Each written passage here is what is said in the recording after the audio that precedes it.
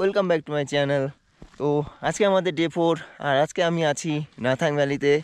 Good morning from Nathang Valley. তো এই যে চারিদিকে পাহাড় দিয়ে ঘেরা, মাঝখানে ছোট্ট একটা প্রত্যন্ত গ্রাম। চলো আমাদের স্টেটা তোমাদের দেখাই। তো আমরা উঠেছি নামথাম রেসিডেন্সিতে। তো চলো স্টেটা দেখাই। গাইজ দেখো, এই যে হালকা হালকা স্নোফল হয়েছে একদম, এই দেখো। তো যতটা না স্নোফল হচ্ছে তার থেকে বেশি রোদ রয়েছে বলে স্টে হচ্ছে না, বরফটা দাঁড়িয়ে রয়েছে। ডমিকে একটা ঢাকার কিছু ব্যবস্থা আমি করতে পারিনি, তার জন্য ভেরি সরি। তো এরকম একটা ছোট্ট কাঠের ঘর আছে, আর এখানে অনেক কাঠ রয়েছে, ক্যাম্প ফায়ারও হয়। ওখানে হোটেলের মসি দাঁড়ানো। তো খুব সুন্দর অনবদ্যকর ব্যবহার। তো দেখো একদম প্রত্যন্ত একটা গ্রামে যেভাবে ঘরবাড়ি করা থাকে ঠিক সেভাবেই ঘরবাড়ি করা। আর এটা হলো আমাদের স্টে। তো আমরা এখানেই রয়েছি। তো দুটো ঘর আছে এখানে, একটা রাহুলদের আর একটা আমাদের। তো গাইজ এটা হলো আমাদের ঘর। তো মেড ইন উড, তো টোটাল উডের তৈরি, কাঠের অ্যাকচুয়ালি প্লাইয়ের। আর একদমই নতুন, মানে জাস্ট মানে আমরাই হয়তো ফার্স্ট টাইম আসলাম বা সেকেন্ড টাইম আসলাম। আর ঠান্ডায় অবস্থা সবার কাতরা, যে আমরা একটা দুটো তিনটে নিচে একটা আছে, চারটে কম্বল দিয়েও শীত কাটেনি। আর এখানে রিঙ্কি হয়ে গেছে হালাত খারাপ। কেমন ঠান্ডা? আর আসবা? হ্যাঁ ভাই, ঠান্ডার জায়গায় যদি ঠান্ডা না থাকে তাহলে কি করে হবে? 4-5টা কম্বল গায়ে নিয়ে নাও, তাহলেই তো হয়ে যায়। চা খাওয়া? একবার রোদ্রু উঠছে, একবার মেঘ হচ্ছে। আমাদের চা চলে এসছে। ম্যাডাম চা কেমন ভাই? ঠান্ডা মাথা খারাপ করে দিচ্ছে। সকালের ফার্স্ট চা, চাতে একদম পাতলা জলের মতন, গরম জলের সাথে চা নাকি ভাই? ফুটিয়ে দিয়ে দিয়েছে এখানে, এটাই স্টাইল। টেম্পারেচার। আর আমাদের বাইক এক চান্সে স্টার্ট হয়ে গেছে। তো আমি ভেবেছিলাম স্টার্ট হবে কিনা, প্রবলেম হবে কিনা। আর এই দাদারা এসে, দাদা তোমরা কোথা থেকে আসছো? ওরা মেদিনীপুর থেকে আসছে, ওরাও সিকিম ঘুরছে। তো বেস্ট অফ লাক তোমাদের। পাহাড়টা একটা এমনই আলাদা লেভেলের জায়গা না, তো সবাই পছন্দ করে। তো বাইক ওয়ার্ম আপ করে নিলাম প্রায় 15-20 মিনিট, আর একদম ঠিকঠাকভাবে ইঞ্জিন হিট হয়ে গেছে।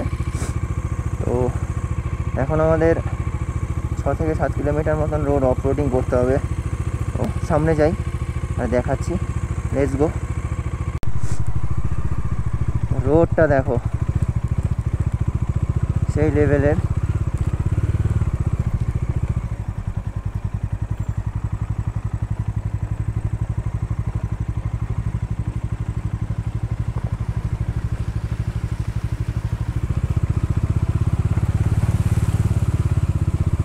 ভাই এখান দিয়ে দুজনের যাওয়াটা খুবই চাপের। তো সেখানে কিছু করার নেই।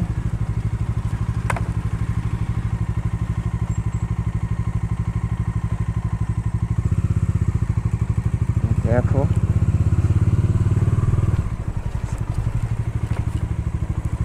একটুও ভুল করা যাবে না।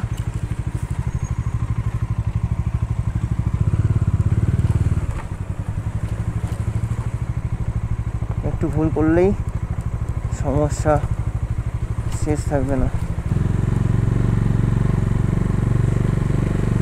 আর দেখো হালকা হালকা ব্ল্যাক আইস আছে এখানে। ওই যে মাথাটায় উঠতে হবে এখন আমাদের। এখানে 2 নম্বর লাগা ডালা তো লাইফ জিঙ্গা ডালা, আর পুরোটাই ল্যান্ডস্লাইড জোন। যখন তখন এখান থেকে ল্যান্ডস্লাইড হতে পারে। দেখো ভাই,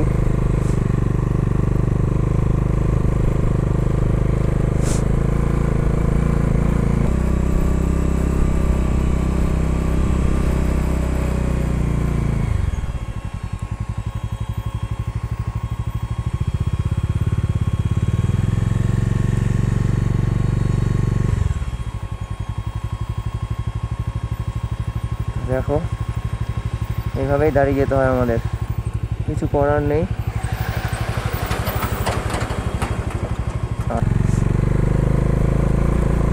ভাই এই অভিজ্ঞতাটা একদম অনবদ্যকর অভিজ্ঞতা। আর্মি ভ্যানটা উঠছে।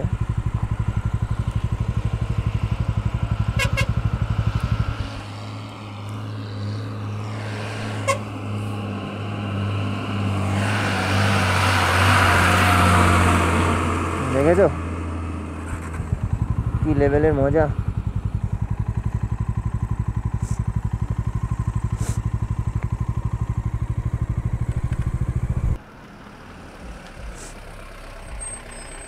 दादा सिलीगुड़ी, यहाँ से सिलीगुड़ी का एक सेम ही रास्ता है ये, जैसे जैसे जाता है ऐसे ऐसे चले जाओ। सेम सीधा सीधा एकदम ठीक है, थैंक यू दादा। तो আমরা একটু জিজ্ঞাসা করে নিলাম যে, তো গাইজ এখান থেকে রংলি 54 আর ঋষি খোলা, আই থিঙ্ক ঋষি দেখাচ্ছে, মানে ঋষি খোলা 31 কিলোমিটার। আর আমরা এই মুহূর্তে টোটালি ল্যান্ডস্লাইড জোনের মধ্যে আছি। তো গাইজ যেতে যেতে একটা টিমের মধ্যে ঢুকে গেছি। তো ওরা প্রায় 7-8 জন রয়েছে একই সাথে। তো তার কোনো মতলব নেই, দেখো প্রত্যেকটা গাড়ি কি সুন্দর লাইন দিয়ে দিয়ে যাচ্ছে। তো আমরা ওদের সাথে কন্টিনিউ করব না, আমাদের অনেকটা যেতে হবে। তো যার জন্য আমাদের বের করে নিতে হবে একটু।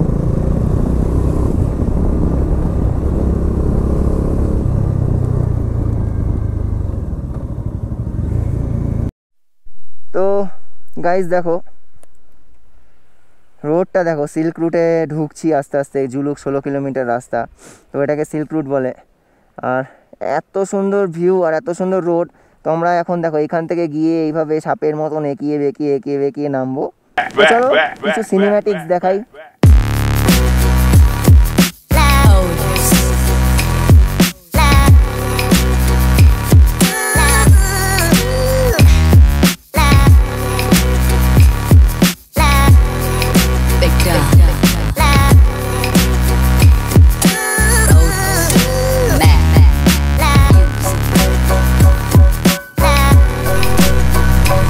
তো গাইজ আবার একটু দাঁড়িয়েছিলাম খাওয়া দাওয়া করার জন্য।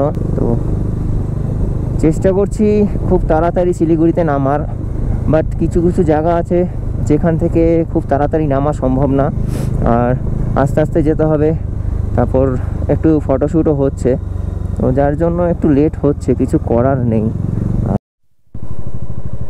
তো গাইজ ফাইনালি আমরা পৌঁছে গেছি জুলুকে। তো নিচেই জুলুক ভ্যালি রয়েছে, মানে এই যে ভ্যালিটা যেটা রয়েছে, তো এটাই জুলুক। আর আমরা নিচের দিকে নামবো।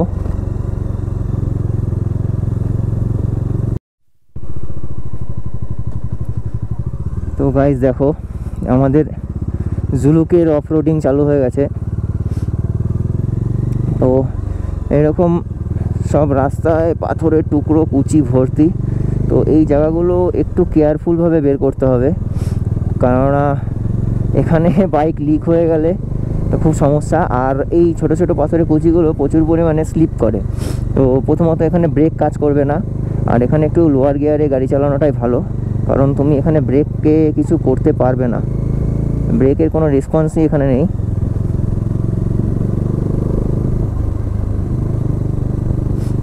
দেখো রাস্তা তৈরি হচ্ছে, রাস্তা চওড়া হবে, চওড়া হওয়ার কাজ চলছে। উফ ভাই, এই অফ রোডিংয়ে তো আমার বাইকের পুরো আঞ্জার পাঞ্জার করে দিল, তার সাথে আমিও নিজে আঞ্জার পাঞ্জার হয়ে গেলাম। তো ভেবেছিলাম দেখাবো না, বাট শেষই হচ্ছে না ভাই, কি অফরোডিং কি অফরোডিং। আর এমন বিষাক্ত সেই ঝুরঝুরে মাটি পাউডারের মতন, মানে সামনের টায়ার আর পিছনের টায়ার রীতিমতন ডান দিক বাদিক করছে। 1 নম্বরে গাড়ি রাখা, তারপরও ডান দিক বাদিক করছে, অবস্থা কঠিন।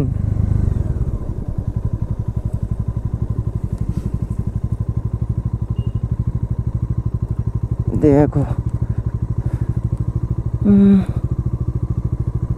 সালা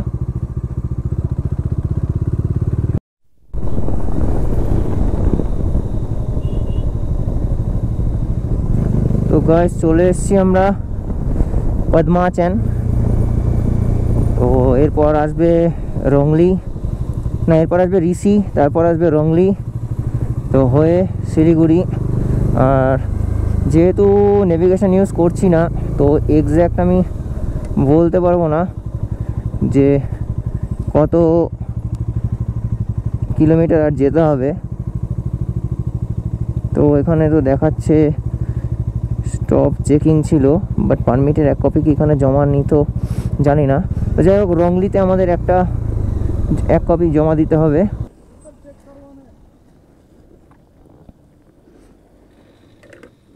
তো এটাই ভাবছিলাম যে কেউ নেই, তো 4 হুইলারটা যে গেল উনি বললো যে পারমিশন চেক করবানা হয়, তো ওখানে 1 কপি জমা দিতে হবে।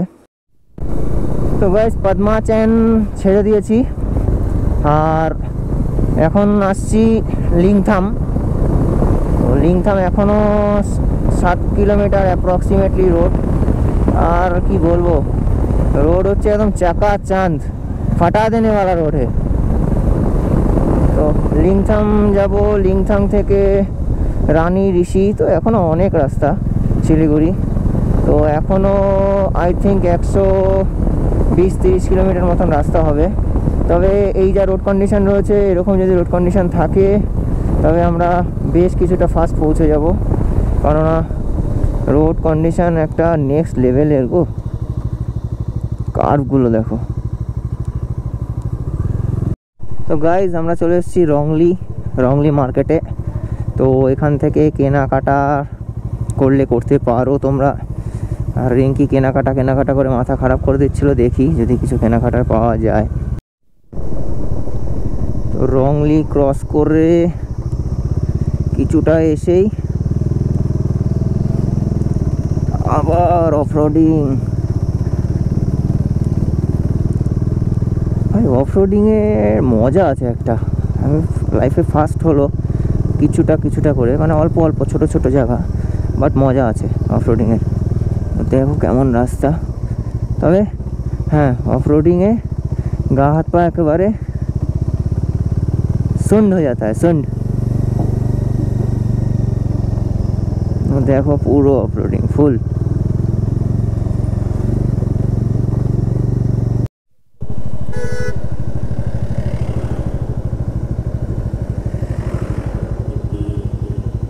आज है ना, तो এটা হলো রংপুর রোরাথাং রোড। আই থিঙ্ক এটা পঞ্চায়েত, তো জানি না, তো বোর্ড দেখলে হয়তো বোঝা যাবে। তো আমি বোর্ডটা ফলো করিনি, তো রিঙ্কি বললো যে এটা রংপুর রোরাথাং রোড। আর এই রোডে বেশ অফরোডিং রয়েছে, বেশ। আর বিশেষ করে কিছু জায়গায় থ্যাকে কাদা রয়েছে, তো সেগুলোতে টায়ার পড়লে পুরো একদম ব্রেক ড্যান্স হচ্ছে। তো হ্যান্ডেল ধরে রাখা চাপের। এই জায়গাগুলো একটু সাবধানে চালাবে তোমরা সবাই। তো গাইজ বেশ কিছুটা অফরোডিং করার পর এসে পৌঁছালাম একটু ভালো রাস্তায়। আর সিরিয়াসলি পুরো আঞ্জার পাঞ্জার করে দিল। এরকম বড় বড় গর্ত,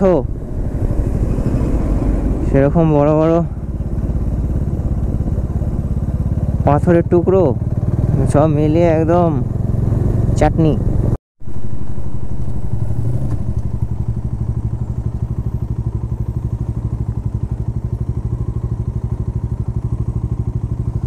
দেখো ভাই কি করাচ্ছে ভাই আজকে।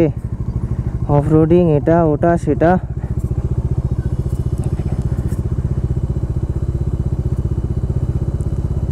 তো একদম ন্যারো রাস্তা, একদম মানে এরকম ন্যারো রাস্তা বলে বোঝানোর মতন না।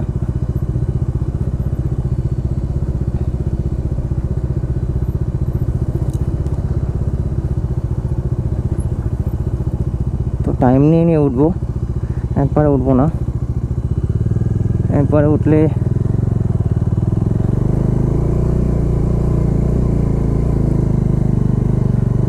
ও ভাই, তো পুরো শেষ করে দেবে দেখতে পাচ্ছি। তো রোড আই থিঙ্ক খারাপ ছিল, ল্যান্ডস্লাইড হয়ে। তো রোড ঠিক হচ্ছে।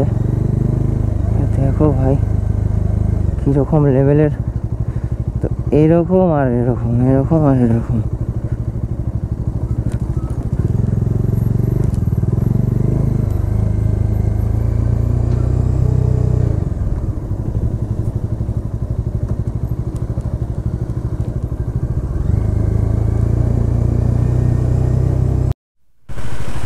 গাইস, একটা বিষাক্ত অফরোডিং করার পর ফাইনালি আমরা NH10 উঠলাম।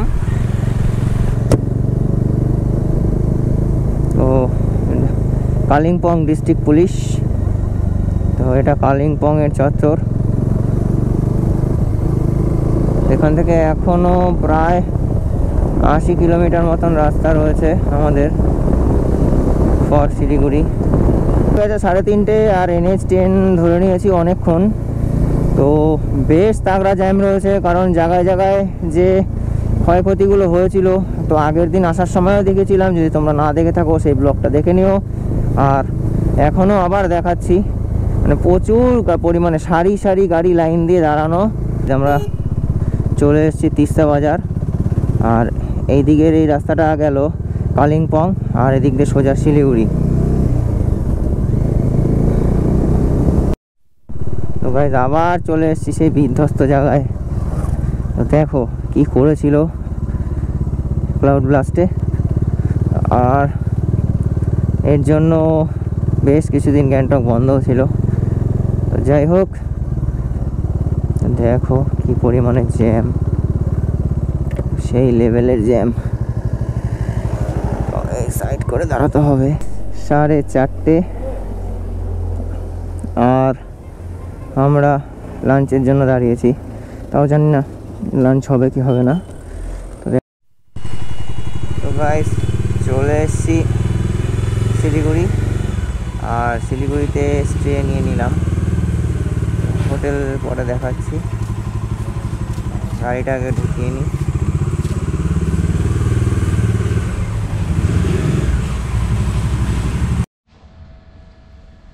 তো এটা হলো আমাদের আজকের শিলিগুড়ির লাস্ট স্টে। এই যে, আর এই যে বাথরুম। তো মোটামুটি ভালো, 1000 টাকা করে পড়েছে।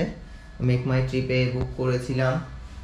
আর যাওয়ার সময় আমি তোমাদের কালকে বাইরেটা দেখাবো। আর মোটামুটি রাত অনেক হয়েছে, তো কালকে আবার বেরোবো। তো ততক্ষণের জন্য গুড বাই। তো আজকের ব্লগটা এখানেই এন্ড হলো। তো কালকে শিলিগুড়ি থেকে কলকাতা যাব। টাটা।